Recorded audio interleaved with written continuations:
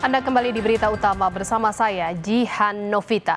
Saudara, di masa libur Natal dan Tahun Baru, kecelakaan bus terjadi di Simpang Susun Exit Tol Krapyak, Semarang, Jawa Tengah pada Senin 22 Desember.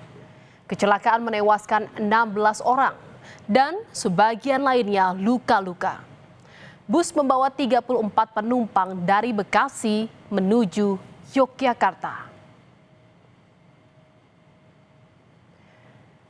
Saudara, pada Senin dini hari, bus Cahaya Trans melaju dengan kecepatan tinggi di ruas tol Batang, Semarang. Sesampai di exit tol Krapyak, Semarang, bus relasi Bekasi-Yogyakarta ini tiba-tiba hilang kendali. Bus menabrak pembatas jalan hingga akhirnya terguling, saudara. Akibatnya, bus ringsek pada bagian sisi kanan dan belakang.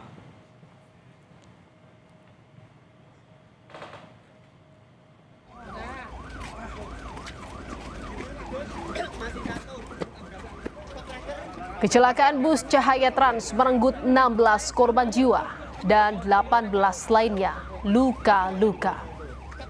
Korban luka dievakuasi ke 3 rumah sakit, yaitu Rumah Sakit Kolombia, Rumah Sakit Elizabeth, dan Rumah Sakit Tugu Kota Semarang. Rata-rata korban mengalami luka di bagian kepala akibat benturan. Sementara 16 korban meninggal dibawa ke posko pemulasaran jenazah di Rumah Sakit Karyadi, Semarang.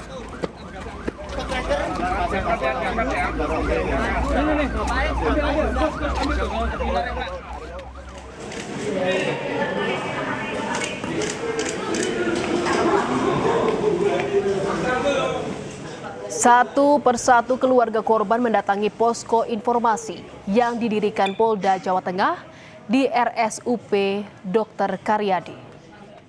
Di antaranya warga asal Boyolali yang mencari kabar 5 anggota keluarganya. Tangis keluarga pun pecah saat mengetahui 4 dari 5 anggota keluarganya tewas dalam kecelakaan bus tersebut. Sementara 1 orang dalam perawatan di rumah sakit. 16 korban tewas dalam kecelakaan bus seluruhnya telah teridentifikasi dan diserahkan kepada keluarga untuk dimakamkan. Biaya pemulangan jenazah sepenuhnya ditanggung pemerintah provinsi. Ditahan dulu di panjang, Mas.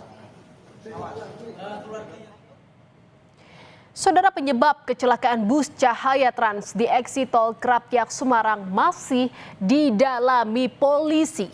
Namun, salah satu korban selamat menceritakan bus tidak mengurangi kecepatan saat melintasi jalan menurun dan tikungan. Dan pada saat kejadian, korban terlempar keluar bus dan mengalami luka-luka akibat terkena pecahan kaca. Tambah kenceng loh, padahal jalan turun, padahal kendaraan yang itu kan jalan turun jalannya ada pelambatan itu kan, nggak ada. Atau pas muter tikungan itu ini. Oh, begitu dua bapak gimana? Mencelak atau gimana? Keluar dari mobil, dari bis, pulang Boyolali. Boyolali? Iya. Dari Bogor. Oh, dari Bogor mau ke Boyolali pulang. Nah, pulang.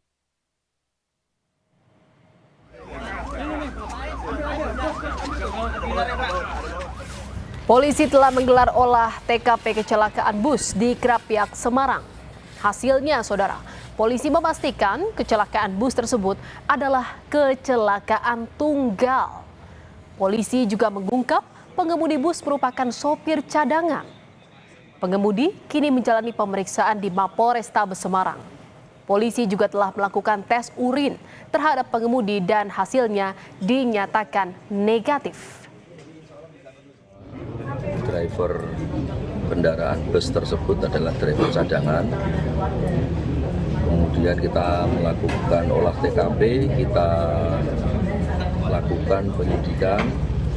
Masih dilakukan penyelidikan, dugaan awal adalah laka tunggal, sopir selamat dan diamankan di Polrestabes Semarang.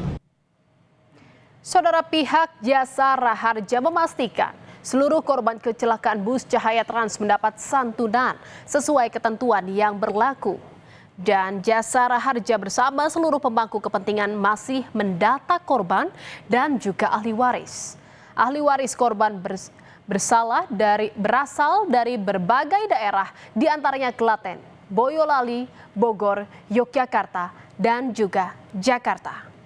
Kalau yang luka-luka itu kami akan bayarkan ke rumah sakit sesuai dengan ketentuan. Jadi yang meninggal dunia masing-masing itu 50 juta, yang luka-luka 20 juta maksimum. Saudara, momen libur Natal dan Tahun Baru memicu lonjakan jumlah kendaraan dan tingginya aktivitas masyarakat.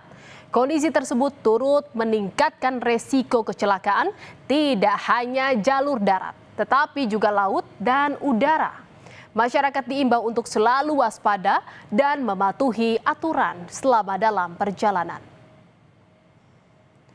Dan saudara, berdasarkan data Kementerian Perhubungan, tercatat ada 3.434 kecelakaan lalu lintas selama arus mudik Nataru tahun 2024.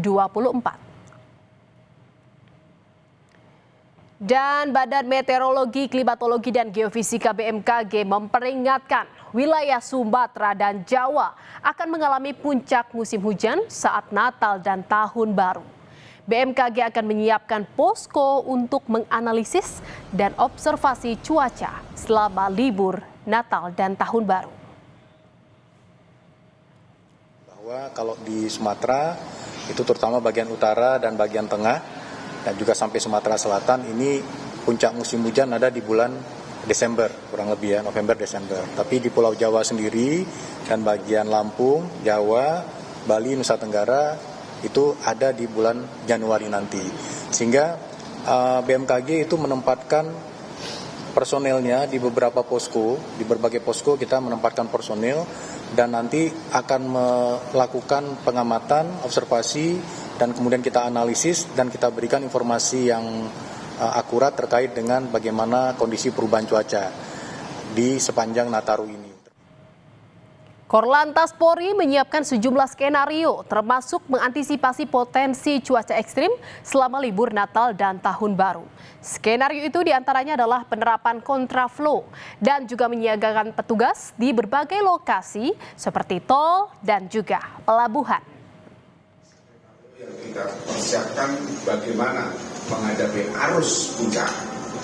Ada alih arus, ada kontraflow, ada one way, dan mungkin juga ada peningkatan. Hal-hal tertentu apabila potensi kondisi cuaca ekstrim, tentunya emergency plan itu harus kita persiapkan. Contohnya, ketika di jalan tol, jadi alat berat yang ada di jalan tol, ambulan, termasuk juga kit urai, ini sudah kita siapkan semuanya. Termasuk juga yang ada di pelabuhan. Ketika kondisi ekstrim, kan tidak bisa nyebrang. Ya, pada saat tidak ada nyebrang itu tentunya akan terjadi antrian yang panjang. Antrian yang panjang ini solusinya adalah kita masukkan ke tempat-tempat pembersihan yang sudah kita siapkan.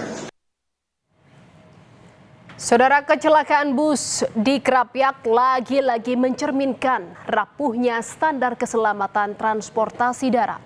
Tanpa pembenahan sistem, mulai dari manajemen armada, sertifikasi pengemudi hingga pengawasan di lapangan, bahaya akan tetap mengintai, mengancam nyawa. Kewaspadaan menjadi tanggung jawab kita bersama, apalagi di momen libur Natal dan Tahun Baru.